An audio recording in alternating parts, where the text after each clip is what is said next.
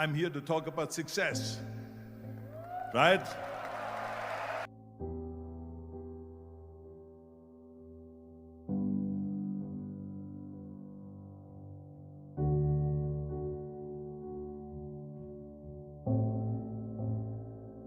The first rule of success is to have a vision.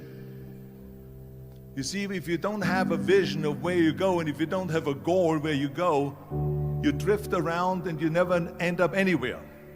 It's like you can have the best ship in the world, you can have the best airplane in the world. If the pilot or the captain doesn't know where to go, it would just drift around. It would not end up anywhere, or most likely in the wrong place.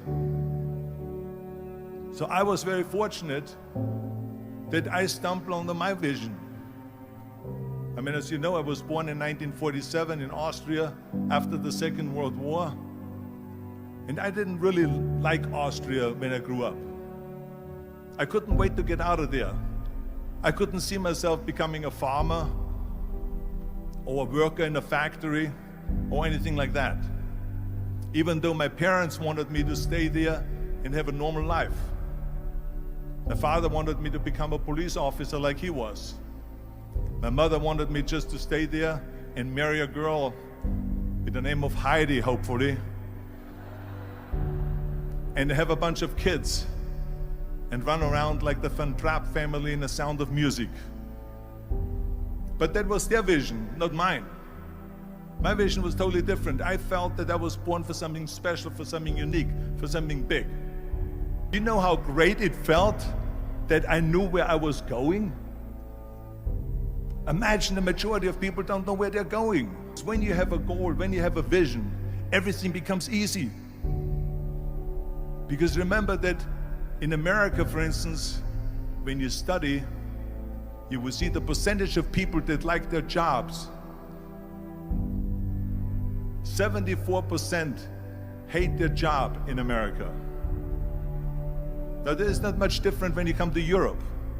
The majority of people don't like what they're doing because they're really not doing it because they didn't have a goal and they followed this goal. They just aimlessly drift around, and then all of a sudden there's a job opening, so they get that job because you have to work. But then when you work, it's a chore. It's work. It's not fun. So if you think about, only a quarter of the people really enjoy what they're doing in life. That is unbelievable if you think about it. So I felt so blessed that I knew what I was doing. It's like a medical student that studies and knows he wants to become a doctor. You know where to go. So I knew where to go. So people always ask me, when they saw me in the gym in the pumping iron days, they say, why is it that you're working out so hard? 5 hours a day, 6 hours a day, and you have always a smile on your face. The others are working out just as hard as you do, and they look sour in the face. Why is that? And I told people all the time, I said, because to me, I'm shooting for a goal. In front of me is the Mr. Universe title. So every rep that I do gets me closer to accomplishing that goal, to make this goal, this vision, turn into reality. Every single set that I do, every repetition, every weight that I lift will get me a step closer to turn this goal into reality. So I couldn't wait to do another 500-pound squat. I couldn't wait to do another 500-pound bench press. I couldn't wait to do another 2,000 reps of sit-ups. I couldn't wait for the next exercise, for the next half hour of posing and all the kind of things that you have to do to be a champion. And with the age of 20, I went to London and I won the Mr. Universe contest as the youngest Mr. Universe ever. And it was because I had a goal. So let me tell you something, visualizing your goal and going after it makes it fun. You got to have a purpose no matter what you do in life. You got to have a purpose. So that's rule number one, have a vision. Rule number two is, don't listen to the naysayers. Don't listen to the naysayers.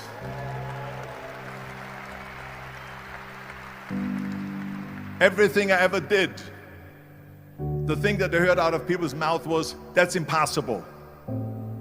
that can't be done or no. So whenever someone said to me, it can't be done, I heard it can be done. When they said no, I heard yes. And when they said it's impossible, I heard it is possible. I'm a strong believer of what Nelson Mandela said, that everything is always impossible until someone does it.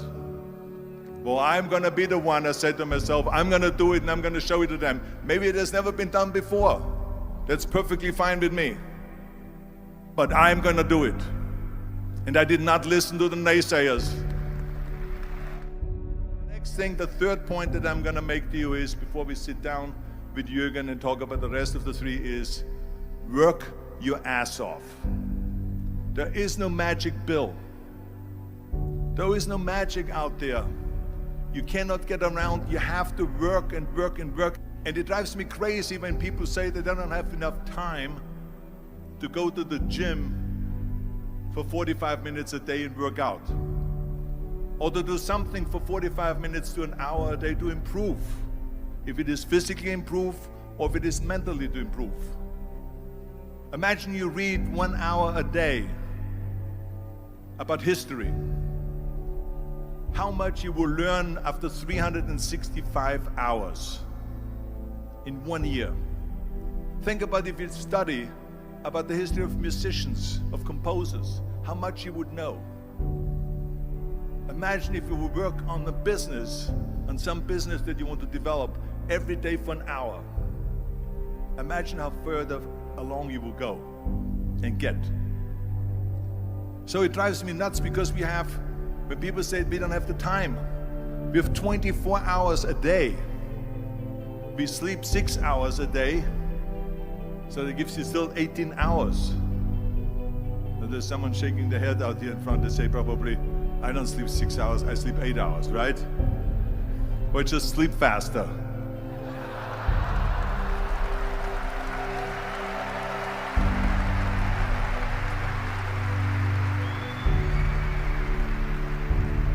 So we have 18 hours a day.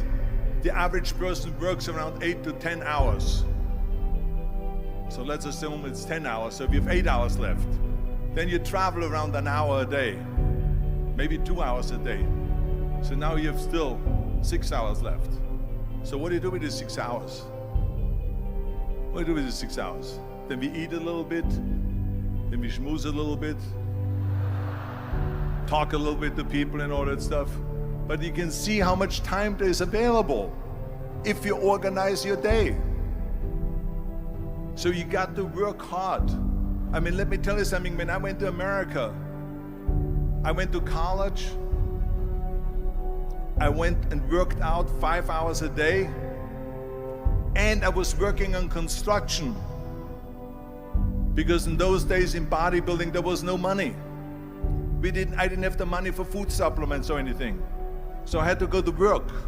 So I worked on construction. I went to college. I worked out in the gym, and at night from 8 o'clock at night to 12 midnight, I went to acting class 4 times a week. So I did all of that. There was not one single minute that I wasted. I became very friendly with Muhammad Ali in the 70s. And Muhammad Ali worked his butt off. And I saw it firsthand. And I remember that there was a sports writer that was there in the gym when he was working out and he was doing sit-ups.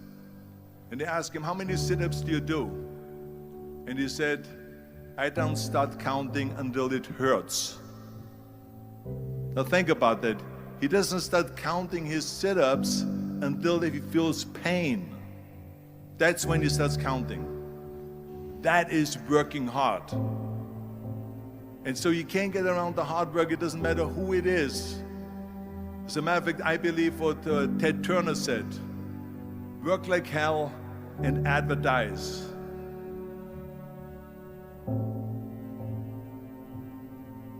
You get it? Work like hell, go to bed, and early to rise, work like hell and advertise. So you work your ass off, and then you let the world know about your work. That's what it is all about. Let people know. If you have a company, if you have a movie, if you do sports, work your ass off, but then advertise and let everyone know. I hate Plan B. And I tell you why. Because we have so many doubters, as I've said earlier, the no-sayers. We have so many of those people that say no and you can't do it, it's impossible. That is okay because we just turn off, as I said earlier, and we listen and we hear the no being a yes. You can't do it, you can do it, and all of that. So that is possible to do that amongst all the negative people around you. But when you start doubting yourself, that's very dangerous. Because now what you're basically saying is that if my plan doesn't work, I have a fallback plan, I have a plan B. And that means that you start thinking about plan B, and every thought that you put into plan B, you're taking away now that thought and that energy from plan A.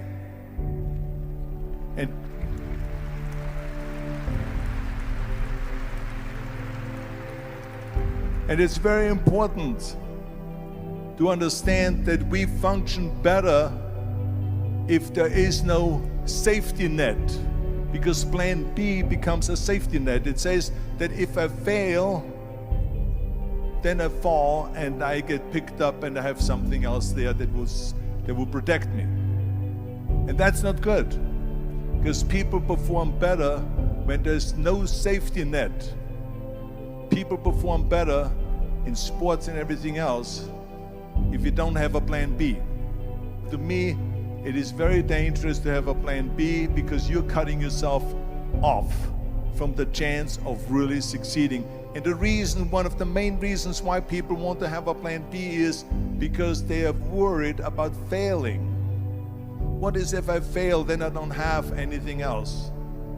Well, let me tell you something, don't be afraid of failing, because there's nothing wrong with failing. You have to fail in order to climb that ladder. There's no one that doesn't fail. We all fail. It's okay.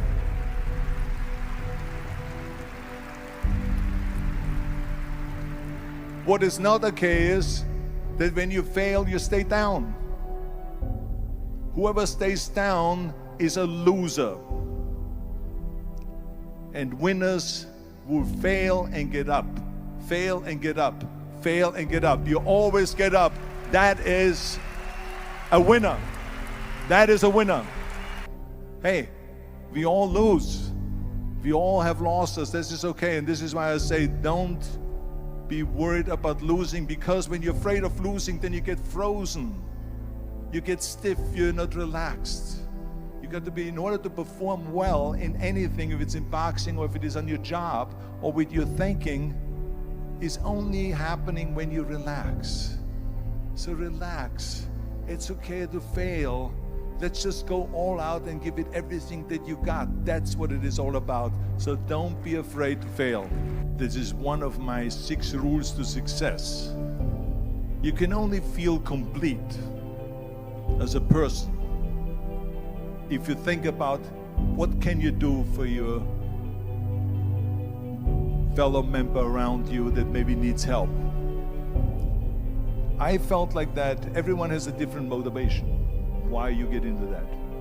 I was an immigrant going to America, and I saw how America was the most generous country in the world. I mean, they opened up their arms to me, they helped me, they invited me for Thanksgiving dinner. The people, they brought me, the bodybuilders in the gym brought me plates to my apartment because I had no plates, I had no silverware, I had no bedware, I had no pillows, I had no blanket, I had no TV, I had no radio, I had nothing.